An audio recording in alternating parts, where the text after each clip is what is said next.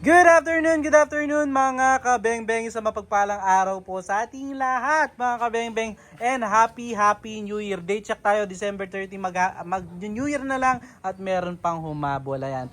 Big shoutout sa ating kabengbeng from Candon City, Ilocos Sur na si Sir Dennis Agrisola. Ayan po, Sir Dennis Agrisola, ito na po ang inyong Mini Predator PCP upgraded to battle tank mga kabengbeng. So ayan, upgraded to battle tank na po siya, hindi na siya tube tank, and also meron na siyang underrail para malagyan ng mga bipod at saka mga ibang accessories po.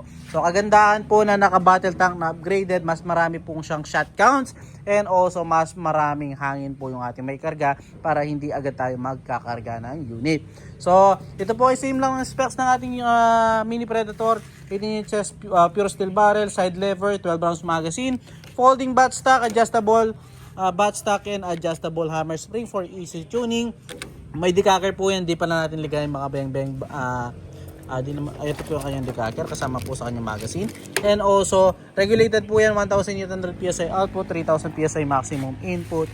Then, ano pa ba? Yan mga bengbeng, napakaganda. May safety din po yung kanyang trigger.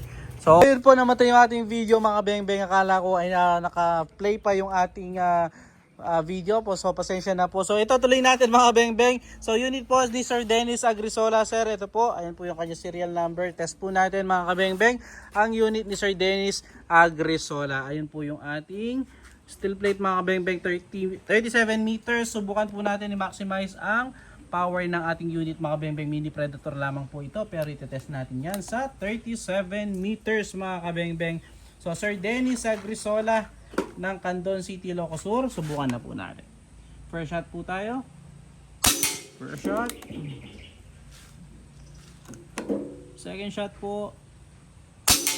Grabe yung patama na yan mga bengbeng, pellet to pellet po. Pangatlo. Grabe.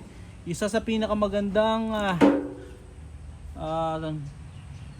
Mini Predator yung nakita ko, itong unit ni Sir Dennis mga kabengbeng. Yan, one hole po talaga. Grabe, 5 shots mga kabengbeng, isang pellet, isang butas po yung pinupuntahan. So ginamit nating bala dito mga kabengbeng, meter pellets. 5 out of 5 tayo, nakita nyo naman po mga kabengbeng.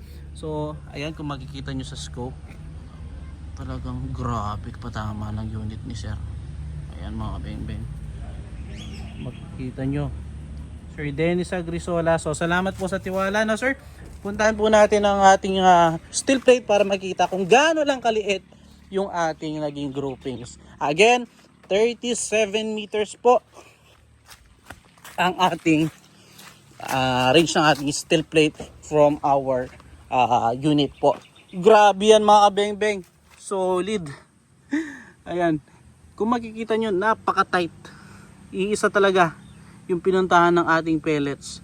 Nagkapatong-patong lang at ayun pa lang po yung ating unit. Solid. So sir, salamat po sa tiwala again mga bengbeng. Peace out po.